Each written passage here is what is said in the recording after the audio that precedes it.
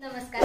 संपूर्ण महाराष्ट्रासह आपल्या जिल्ह्यातील व तालुक्यातील ताज्या घडामोडी मोबाईलवर पाहण्यासाठी तेज महाराष्ट्र वार्ताला जर तुम्ही युट्यूबवर पाहत असाल तर फॉलो आणि शेअर नक्की करा. ब्रह्मपुरी वन विभागांतर्गत येणाऱ्या तळोदी बाळापूर वनपरिक्षेत्रातील तळोदी नियतक्षेत्रात आज एका बिबट्याचा मृत्यू झाल्याची घटना उघडकीस आली.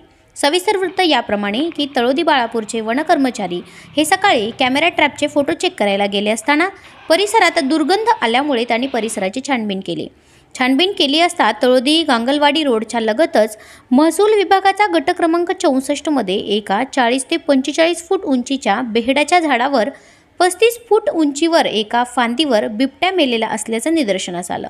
संबंधित घटनेची माहिती तात्काळ तळोदी बाळापूर जीवन परिक्षेत्र अधिकारी आरूप कन्नमवार यांना देण्यात आली.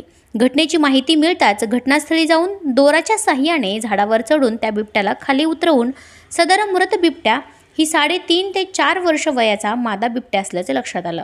मोक्का पंचनामा केल्यानंतर विच्छेदनासाठी ब्रह्मपुरी वन विभागाच्या ऑफिसला पाठवण्यात आले.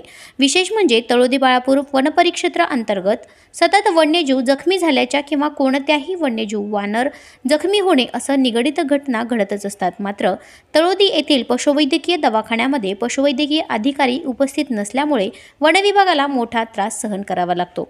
प्रतिनिधी अमान कुरेशी, तेज महाराष्ट्र वार्ता.